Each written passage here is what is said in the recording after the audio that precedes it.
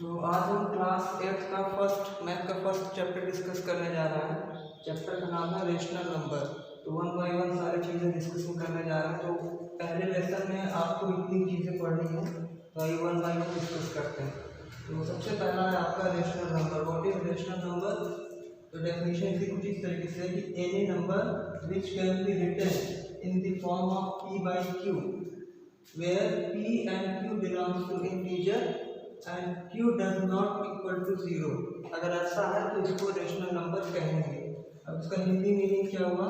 यानी कोई भी नंबर है अगर उसको आप p by q के फॉर्म में लिख सकते हो किसी भी तरीके से, और ये दोनों p और q आपको कहाँ से लेना है? केवल इंटीजर के अलावा आप दूसरा नंबर नहीं लेंगे।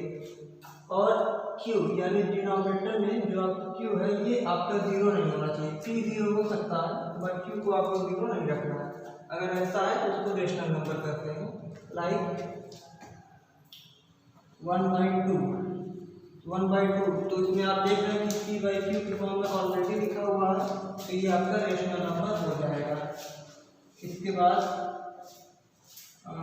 1.2 अगर आपसे पूछा जाए कि रेशनल नंबर है कि नहीं है, तो आप इसको सोचिए क्या ये p by q की फॉर्म में इसको लिख सकते हैं? बिल्कुल लिख सकते हैं।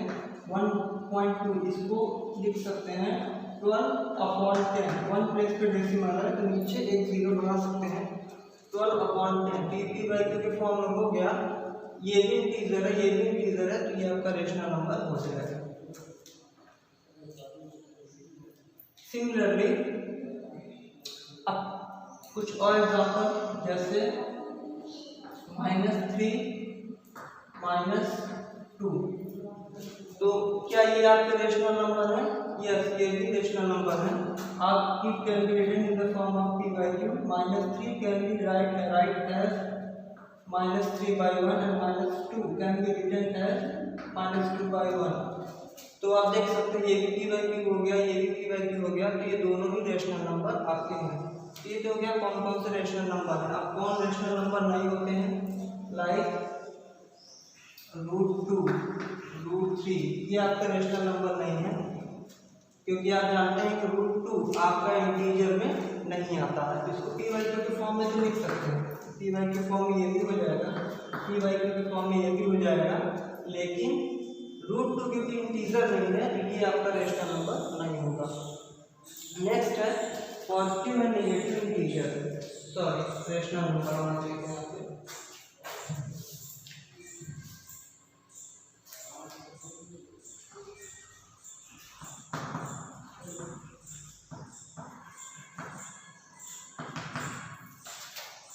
तो positive and negative rational number, अगर कोई भी rational number all over positive है तो उसको बोलेंगे पॉजिटिव रेशनल नंबर, और ऑल ओवर नेगेटिव है तो उसको बोलते हैं नेगेटिव रेशनल नंबर। ये कैसे?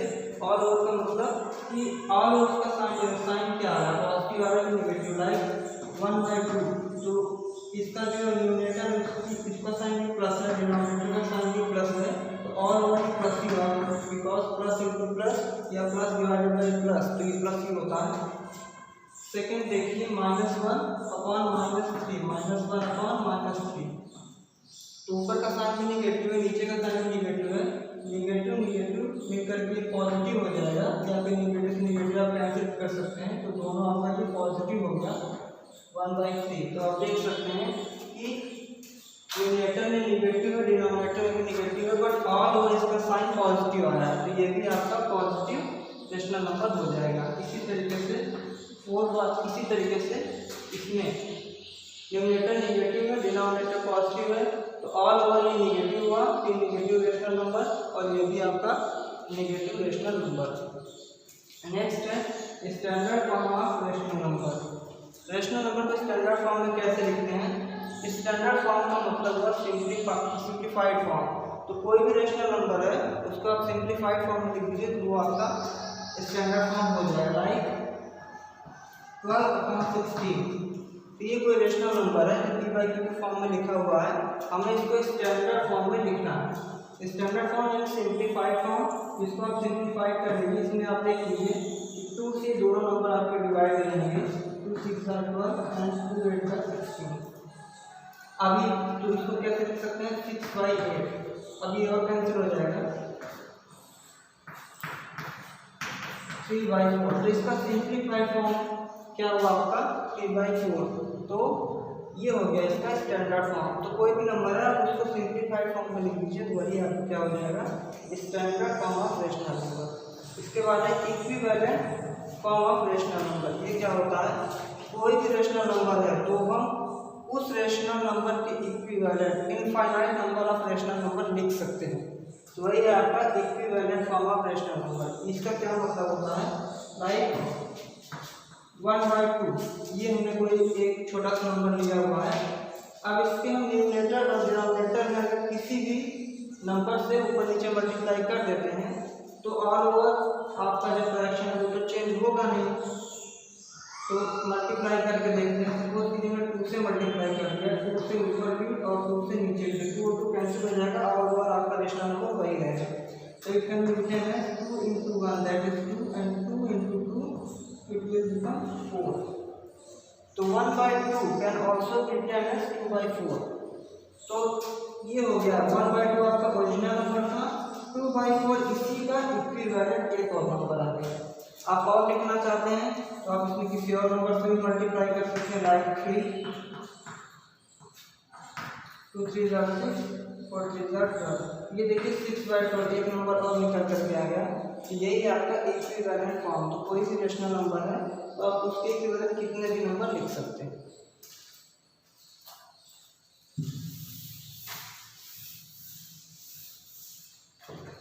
नेक्स्ट है कंपैरिजन ऑफ रेशनल नंबर, यानी दो रेशनल नंबर का कंपैरिजन कैसे करें। कंपैरिजन यानी ग्रेटर देन है, लेस देन है या फिर इक्वल टू है। यानी दो रेशनल नंबर है तो उसमें से कौन सा छोटा रेशनल नंबर है या कौन सा बड़ा रेशनल नंबर, ये कैसे पता करेंगे, या फिर इक्वल है तो ये कैसे पता करेंगे। यही होता है कंपैरिजन ऑफ रेशनल नंबर। तो इसमें से मैं कुछ क्वेश्चन बुक से ले रहा हूँ।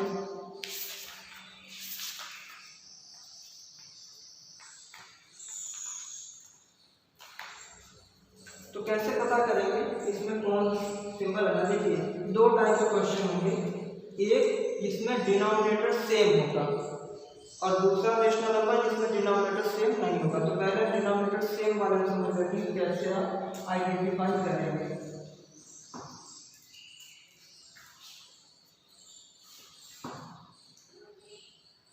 One by two 3/2। जैसे मैंने ये दो नंबर लिया हुआ है, इसमें आपको बताना है कौन सा ग्रेटर है कौन सा लेस है।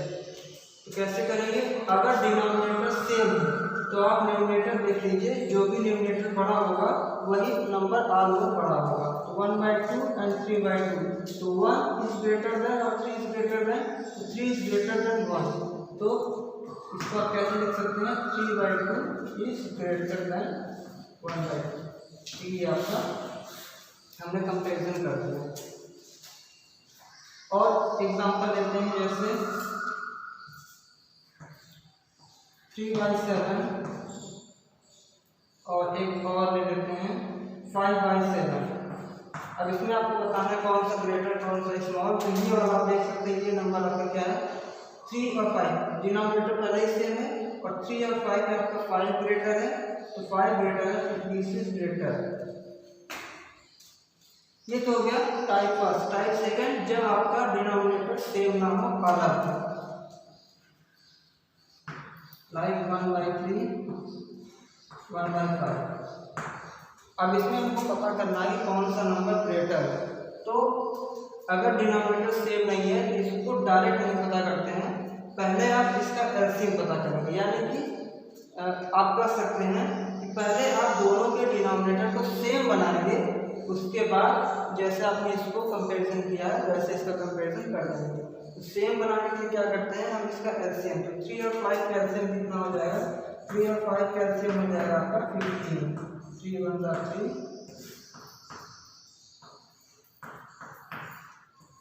3 × 5 इज इक्वल टू 15।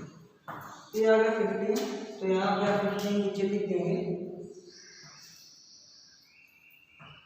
ये 15 और ये भी आगे कितना होगा 15।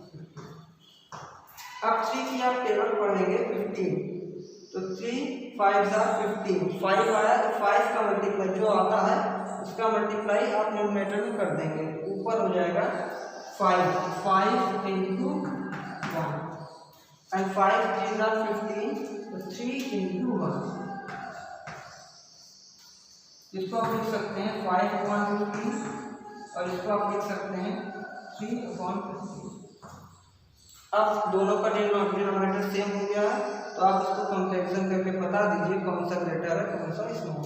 तो आप देख सकते हैं 5 is greater than 3, so 5/15 is greater than 3/15 और क्वेश्चन क्या था 1/3 1/5, आप लिख सकते हैं 1/3 इज ग्रेटर देन 1/5। ये हो गया आपका कंपैरिजन। इक्वल है तो दोनों आपके इक्वल ही आएंगे, या तो दोनों इक्विवेलेंट होंगे या तो इक्वल होगा, ये हो गया आपका। इसके बाद है एडिशन एंड सब्सट्रैक्शन। तो दो नंबर रेशनल नंबर है, उसका एडिशन एंड सब्सट्रैक्शन कैसे होता है वो सीखते हैं।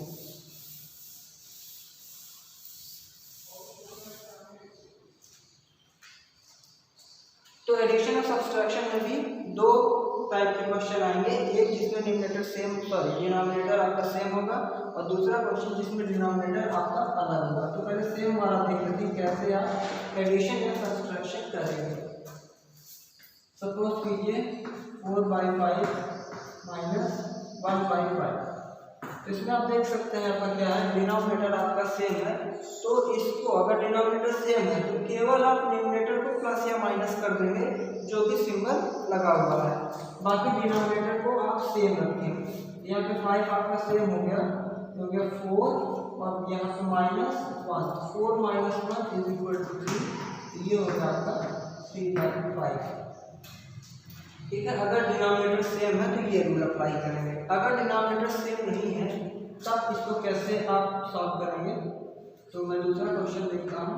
लाइक 4/7 प्लस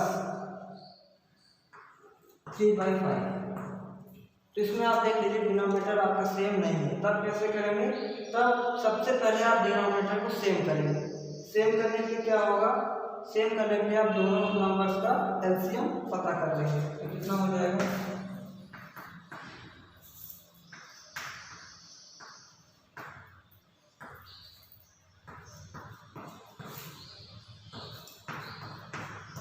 तो इसका एलसीएम आएगा 35। तो 35 को इस तरीके से आप लोग देंगे। इसके बाद आप 7 की टेबल रीड करेंगे, 35 आपका आ जाएगा। 7 5 35, 5 आया, जितना भी आए उसको आप ऊपर मल्टीप्लाई करेंगे। 5 टाइम्स है ना, 7 5 35, 5 × 4 प्लस लगा हुआ प्लस एज इट इज। इसके बाद 5 7 35, ऊपर कितना है 3, 7 × 3। इसके बाद कितना हो जाएगा 5 4 20, 7 3 21 अपॉन 30, इसको ऐड कर लेंगे 41 अपॉन 35। तो अगर डिनोमिनेटर आपका सेम नहीं है तो इस तरीके से इसको सॉल्व करेंगे।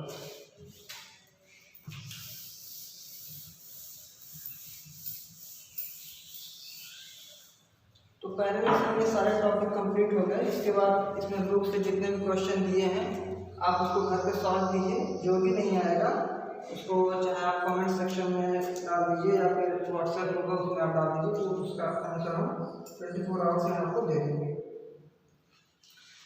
तो इसमें जितने भी क्वेश्चन हैं मैं सब में से एक एक क्वेश्चन सॉल्व करके आपको दिखा दे रहा हूँ, बाकी आप घर से कर देंगे।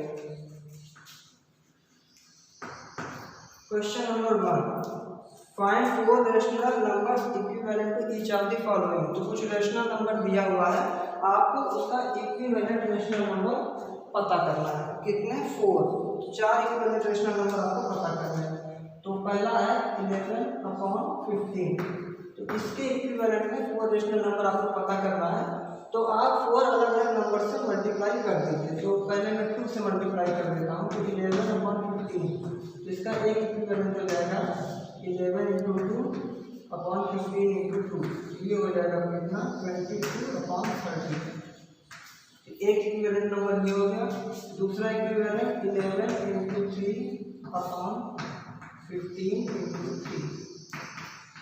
33/49, ये 2 हो गया। तीसरा 4 से मल्टीप्लाई कर दीजिए, 11 इंटू 4 अपॉन 15।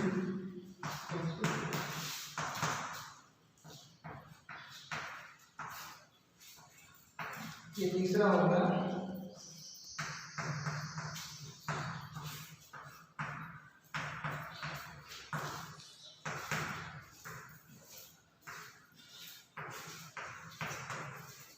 इसी तरीके से इसमें और क्वेश्चन दिए हैं, तो आप क्वेश्चन सॉल्व कर लीजिएगा।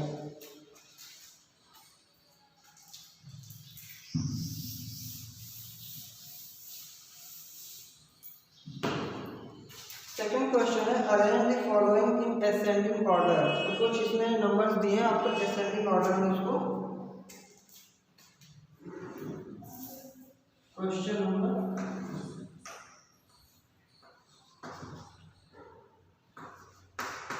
तो इसको असेंडिंग ऑर्डर में आपको अरेंज करना है। 1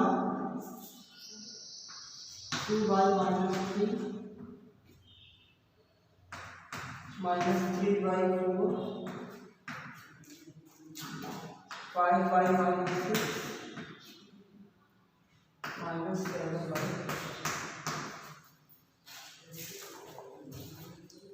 तो इसमें आप देख सकते हैं कि आपका जो डिनोमिनेटर है, इसमें सब डिनोमिनेटर आपका क्या है, डिफरेंट है। तो सबसे पहले इसके डिनोमिनेटर को हम सेम बनाएंगे। तो सेम कैसे बनाएंगे, सेम आप इन सब का एलसीएम पता कर लेंगे। तो इन सब का एलसीएम कितना आएगा, 12।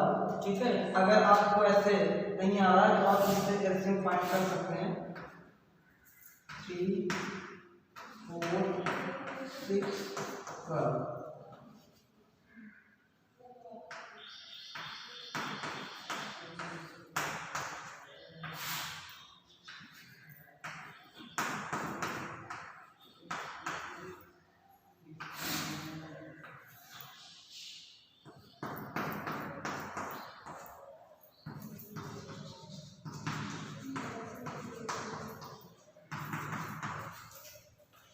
ठीक है, तो इसका एलसीएम कितना हो गया, 12। तो इसको it can be written as -2 sorry सबसे पहले आप नीचे की ओर लिख देंगे सब में।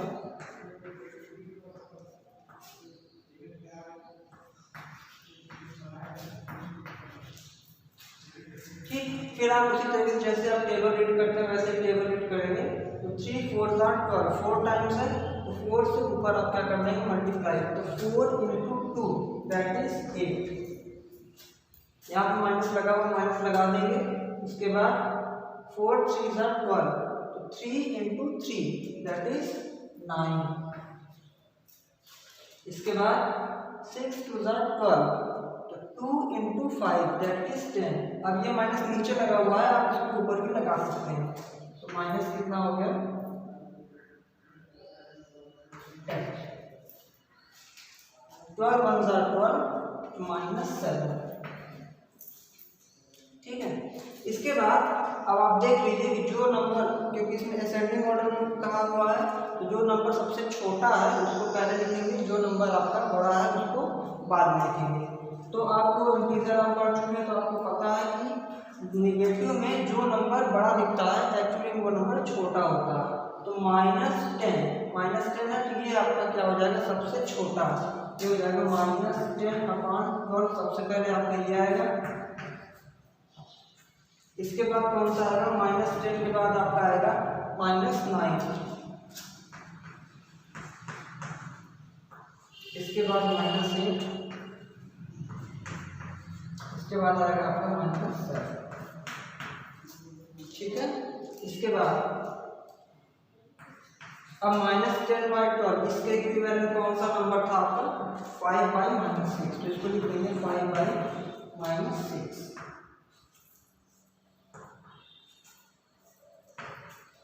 -9/12, इसके इक्विवेलेंट कौन सा नंबर था, -3/4।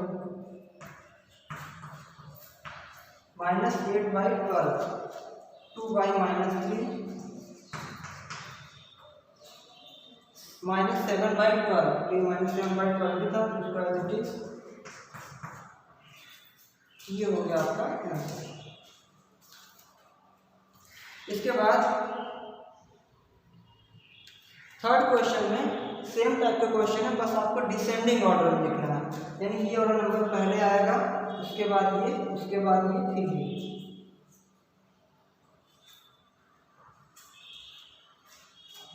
Question number 4, filling the blanks. तो फिलिंग द ब्लैंक्स में आपको इन तीनों में से जो भी साइन उसमें फिट होगा वो आपको उसमें लिखना है, तो वो भी सेम प्रोसेस है, आप कर सकते हैं।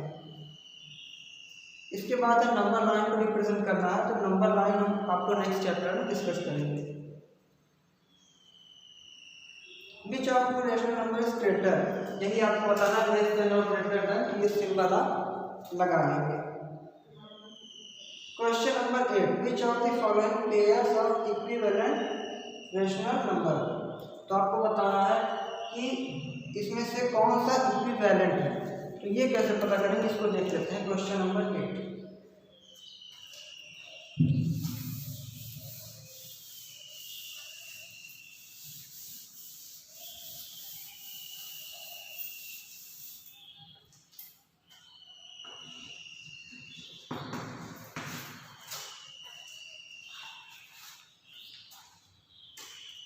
तो दो क्वेश्चन मैं ले लेता हूँ। पहला क्वेश्चन -3/8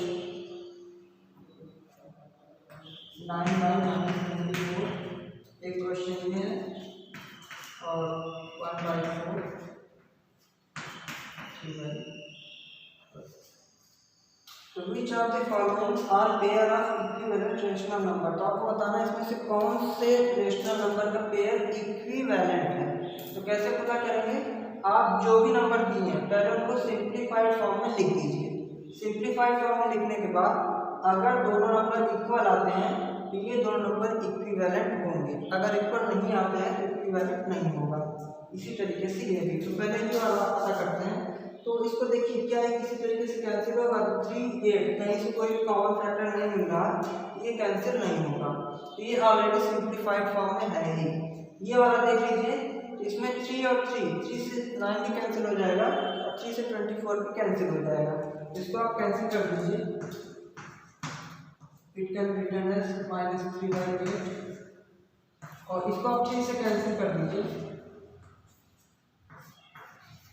ये हो जाएगा 3/-8। अभी माइनस नीचे तो इसको आप ऊपर भी लिख सकते हैं।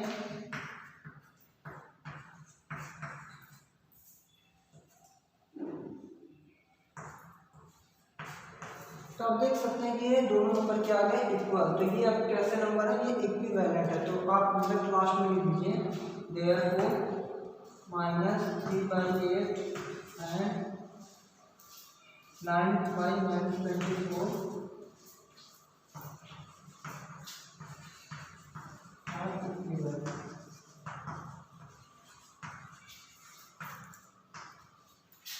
ठीक है। सेम आप इसको भी सॉल्व कर सकते हैं। 1/4 ये तो सिंप्लीफाइड फॉर्म में है, इसको सिंप्लीफाइड 1/12 ये भी आपका सिंप्लीफाइड फॉर्म में है। तो आप इसका आंसर क्या लिखेंगे कि दीज आर नॉट इक्विवेलेंट।